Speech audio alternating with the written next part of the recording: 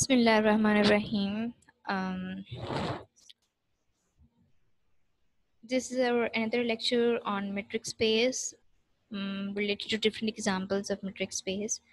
और इसमें जो हमारी डिस्कशन है वो फर्दर प्रोसीड करेगी. स्पेस इसमें जो है वो हम बड़ी लेंगे. प्रीवियस में हमने डिस्कस की R space, R cross R to R, ठीक है. और फिर हमने R square cross R square to R consider की. और अब जो है हम n डायमेंशनल यूक्लिडियन स्पेस को कंसिडर करेंगे. और इस पर जो फंक्शन आपको डिफाइंड होगा डिस्टेंसिंग फंक्शंस को हम प्रूव करवाएंगे कि आइदर दिस मेट्रिक स्पेस और नॉट. एग्जांपल है आपके पास, consider in n dimensional Euclidean space r is to power n defined by rn cross rn आपकी डोमेन है. और रेंज आपकी या कोड में आपकी जो है वो रियल नंबर्स है.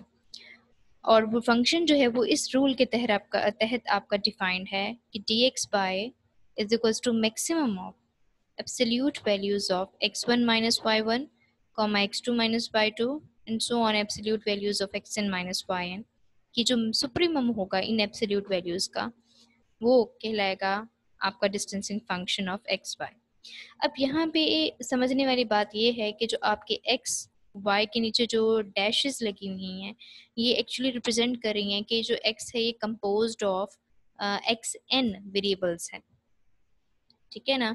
मतलब कि ये जो x इटसेल्फ है ये n स्पेस से बिलोंग कर रहा है. जो n स्पेस से बिलोंग कर रहा है तो इट मीन्स कि इसके अंदर जो एलिमेंट्स होंगे that will be from x1 x2 and so on up to xn. और सिमिलरली y सबस्क्रिप्ट में जो आपके पास डैश है वो भी यही रिप्रेजेंट करती है कि y1 y2 and so on up to yn आपके जो है वो एलिमेंट्स वेरिएबल्स बिलोंग करते हैं.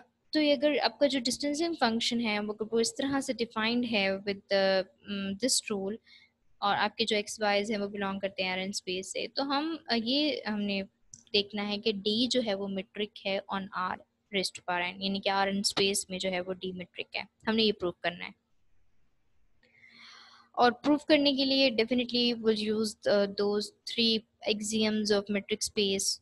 और उसकी जो फर्स्ट एक्सियम है वो है कि हम शो करवाएंगे कि ये जो गिवन मेट्रिक स्पेस है ये जो गिवन आपको जो मेट्रिक जो डिफाइन की गई है either it is greater than equals to zero और नॉट.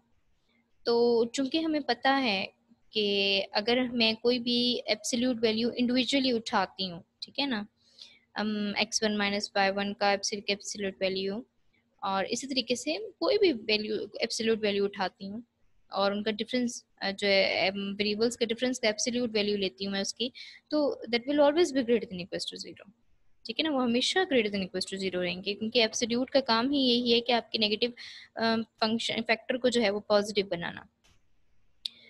और ये चीज़ जो है वो सब बाइस के लिए सेटिस्फाई करती है. आप चाहे 1 रखो चाहे 2 रखो and so on up to n रखो तो ये चीज़ सेटिस्फाई करती है.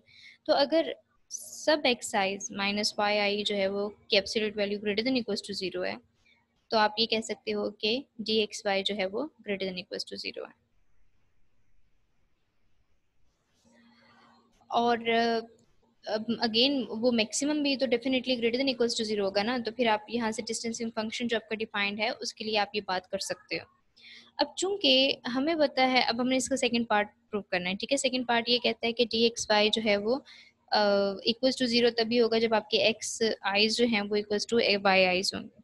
ठीक है, तो d x y equals to zero हम इसको लेके चलेंगे और हम ये चीज़ क्या इम्प्लाई करती है कि आपका d x y function define किस तरह से है, maximum of x i's minus y i's के एब्सोल्यूट वैल्यू. ठीक है ना, तो ये इम्प्लाई करता है कि आपकी जो मैक्सिमम वैल्यू है वो x I minus y equals to zero. That means कि दिस इम्प्लाइज कि आप अगर इनकी एब्सोल्यूट वैल्यू भी ले लो तो ये तब भी ये चीज़ सेटिस्फाई हो जाती है. और ये जो है वो इफ़ एंड ओनली कंडीशन के साथ है. ठीक है ना, फॉरवर्ड भी प्रूव हो रहा है और बैकवर्ड भी. तो absolute value of x I minus Y i equals to zero for all आपके जो आईज हैं वो बिलोंग करते हैं 1 से n तक. और ये चीज़ जो है ये चीज़ यहाँ से आप ये भी इम्प्लाई कर सकते हो कि जो आपके एक्स आईज हैं वो कॉरस्पॉन्डिंगली इक्वल टू हैं वाई आईज के for all i's equals to 1 to n. और अगर मैं इसको खोलूँ एक्स आईज को तो ये इसके एलिमेंट्स कुछ इस तरह से होंगे x1 x2 so on xn which is equals to y1 y2 and so on yn। तो इट मीन्स कि यहाँ पे जो आपके ईच एलिमेंट ऑफ x होंगे वो each element of sorry each element तो नहीं कहेंगे, कॉरस्पॉन्डिंग एलिमेंट्स ऑफ y के इक्वल होंगे। Like x1 equals to y1 होगा, x2 इक्वल्स टू y2 होगा, xn and so on xn जो है वो इक्वल्स टू yn होगा। तो आप यहाँ से ये कह सकते हो कि जो आपकी x बार सबस्क्रिप्ट में है बार इक्वल्स टू y सबस्क्रिप्ट बार के इक्वल होंगे, ठीक है ना। तो ये और ये बैकवर्ड भी प्रूव कर सकते हैं। तो हमने इसको कंपोज करके यूँ लिख दी है। ओके, सेकंड कंडीशन जो थी वो थी कि आइदर आपकी जो इसकी प्रॉपर्टी है, क्या कहते हैं, सिमेट्रिक की प्रॉपर्टी सेटिस्फाई होती है कि नहीं, तो उसके लिए भी हमने absolute value of x I minus Y I को उठाया। और चूंकि उसमें फ़र्क नहीं पड़ता कि आप जो है वो इसकी अरेंजमेंट वेरी कर दें, क्योंकि अरेंजमेंट वेरी करने से माइनस आता है और माइनस जो है वो एब्सोल्यूट की वजह से जो है वो वेनिश हो जाता है। तो इट मीन्स के absolute value of x I minus Y आई जो है वो इक्वल्स टू होगी absolute value of Y I minus X I के। और फर्दर जो for all I is equals to 1 to n तक के चलेगा। अगर मैं इन पर ये कह दूँ कि मैं मैक्सिमम वैल्यू लेना चाहूँ इनमें से, इन एक्सरसाइज में से, जब मेट्रिक इस डिफाइंड है वो उसको अप्लाई करती हूँ, तो डिस्टेंसिंग फंक्शन जो एक्स वाई का है that is equals to maximum of x I minus Y n so on x n minus Y n. और यहाँ से मैं इनकी अरेंजमेंट चेंज कर सकती हूँ क्योंकि ये चीज़ यहाँ से मैं कंक्लूड कर रही हूँ। तो maximum of Y I minus x one, y one minus x one, y two minus x two and so on y n minus x n. और ये पूरी जो चीज़ है ये एक्चुअली जो आपका मेट्रिक डिफाइन है वो डी बाई एक्स के इक्वल हो जाएगी। तो इट मीन्स कि सिमेट्रिक प्रॉपर्टी भी सेटिस्फाई होगी ना। Third one is triangular inequality. और ट्रायंगुलर इनइक्वालिटी के लिए आपको याद है कि हम हमेशा तीन वेरिएबल्स को जो है वो डिफाइन करते हैं, और यहाँ पे तीन वेरिएबल्स जो हैं वो आप स्पेस से ले रहे हो, आर एच स्पेस से ले रहे हो। आपका जो एक्स सबस्क्रिप्ट बार है वो भी आपका जो है वो एन स्पेस से है, उसके element x one x two and so on x n होंगे। इसी तरीके से वाई जो है वो भी आपका आर एन स्पेस में से है और जी भी आपका आर एन स्पेस में से है।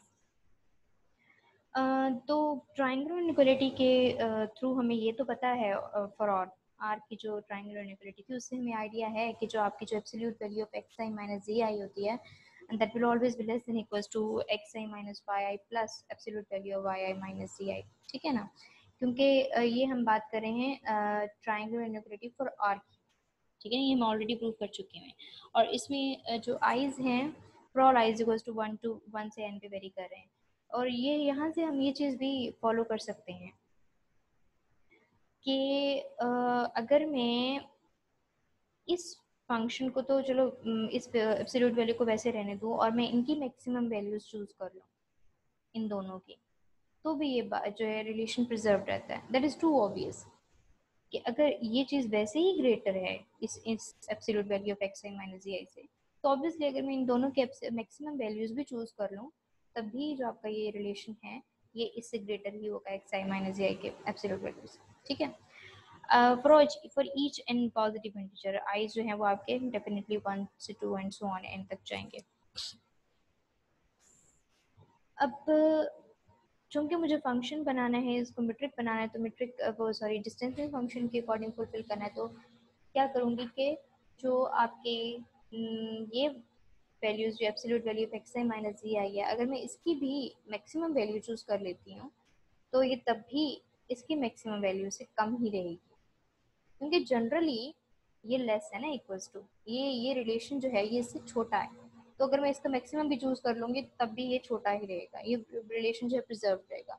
और ये चीज़ आपको पता है कि ये डी एक्स ई है और ये चीज़ जो है ये this things forms D x Y और this forms D Y Z. So hence thus D satisfy all axioms and is a metric on Rn। so हम इसको कहते हैं स्क्वायर मेट्रिक on Rn। ये जो आपकी यूक्लिडियन स्पेस है ये एक्चुअली स्क्वायर मेट्रिक है ऑन Rn पे। Okay, this is another example जिसमें अगेन आपके पास जो x है वो आपका Rn स्पेस में से है और जो d डिस्टेंस फंक्शन डिफाइंड है उसकी स्पेस बनती है Rn क्रॉस Rn से Rn पे।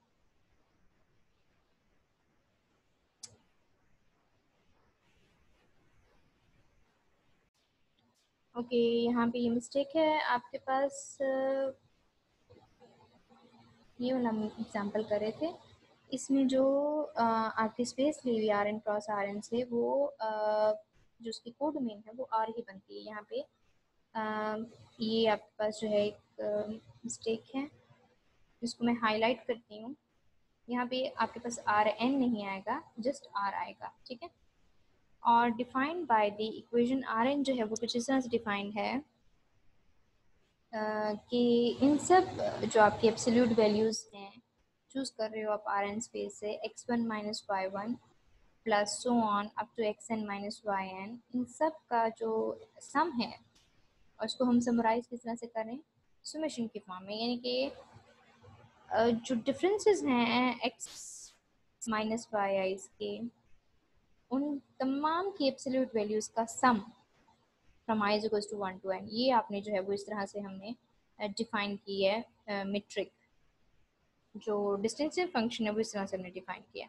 अब हमने ये प्रूव करना है कि जो ये डिस्टेंसिव फंक्शन दिया है, क्या ये वाकई ही में मीट्रिक स्पेस बनाता है, ये वाकई में वो एक्सियम सबके सब सेटिस्फाई करता है कि नहीं।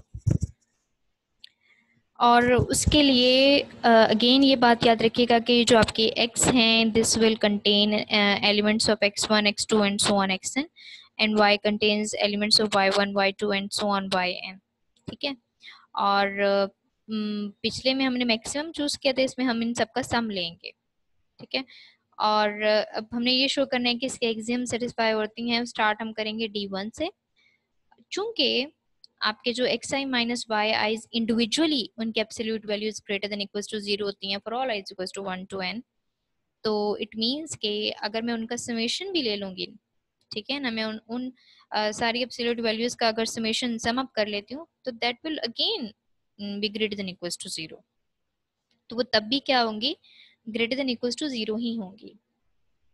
और अच्छा, इसका मतलब है इसका फर्स्ट पार्ट तो प्रूव हो गया। Now what about the second part of first condition, वो ये है कि आपने डी एक्स वाई जो है वो आपके इक्वल्स टू डिस्टेंसिंग फंक्शन 0 तभी होगा जब आपका x इक्वल्स टू वाई होगा। तो मेरा distancing function x y equals to 0 है, ये क्या इम्प्लाई करता है मुझे, ये इम्प्लाई करता है कि जो मेरा डिस्टेंसिंग फंक्शन डिफाइंड है, और वो डिफाइंड किस तरह से है, इस तरह से, ये इक्वल्स टू 0।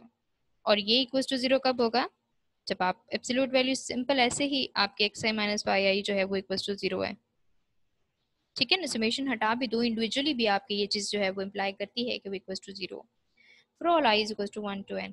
और ये एब्सोल्यूट वैल्यू जो है मल्टीपल टाइम्स देख चुके हैं कि ये x i equals to y होती है, ये चीज़ इम्प्लाई होती है for all i is equals to 1 to n।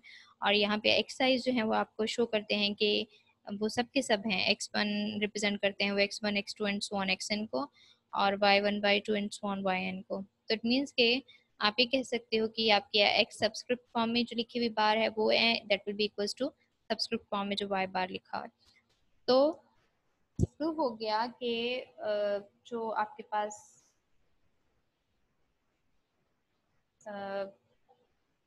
First condition है वो सेटिस्फाई होती है। अब आ जाते हैं हम जरा सेकंड कंडीशन पे।